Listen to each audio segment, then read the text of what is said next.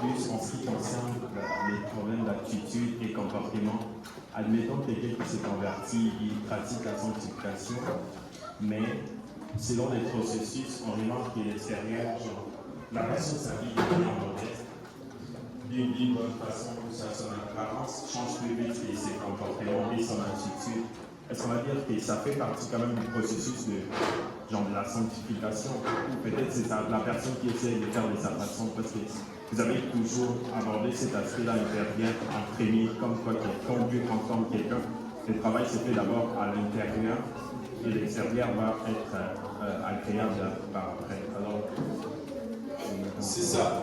L'ordre, honnêtement, l'ordre dans lequel les choses arrivent peut être problématique, peut ne pas être problématique. Tu sais, le défi là-dedans, c'est que nous ne pouvons pas lire la pensée de l'ordre.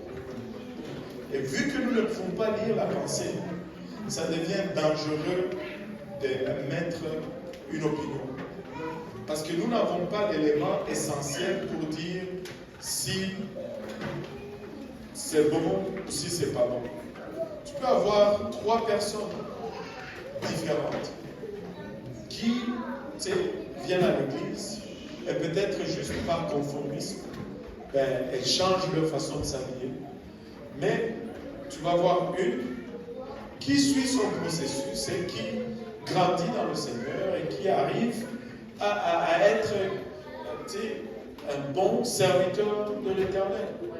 Mais tu vas voir un autre qui a changé l'apparence d'abord, mais après tu arrives, tu vois que ça ne lève pas. Parce que on ne peut pas voir l'intention qu'il y a à l'intérieur. Et c'est pourquoi on ne peut pas émettre des opinions sur des cas spécifiques. Parce que tu peux avoir les mêmes cas, le même rythme, mais s'il y avait 2 intentions différentes dans l'intérieur, tu vas avoir 2 résultats différents. Et ce serait dangereux de mettre une opinion parce que il y a de fortes chances que tu te trompes. Mais non, moi je veux encourager quelqu'un que j'observe qui essaie de marcher dans les voies. Nous tous, nous sommes un travail en progression.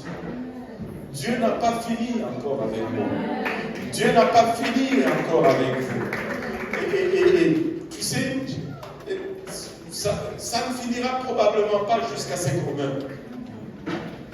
Mais du temps qu'on regarde dans la bonne direction et qu'on avance, c'est bon. Amen. Et un de nos anciens a dit, si je vais tomber vers l'avant. Je vais tomber en avançant. Et c'est pourquoi la Bible nous dit le juste tombe. Il se relève. Mais non, on ne veut pas que l'étude de la sanctification soit un sujet un sujet d'analyse des frères et des sœurs. On analyse le frère Michael, on dit, lui il n'est pas tellement sanctifié. Tu vois comment dimanche, il va mettre la cravate, le mercredi, il ne met pas de cravate. Non. Les gens vont grandir des fois à des rythmes différents, mais ayons la compassion les uns pour les autres comme Dieu a compassion pour nous tous. Amen. Et surtout, la question de la sanctification, laissez le pasteur adresser ça. Allô?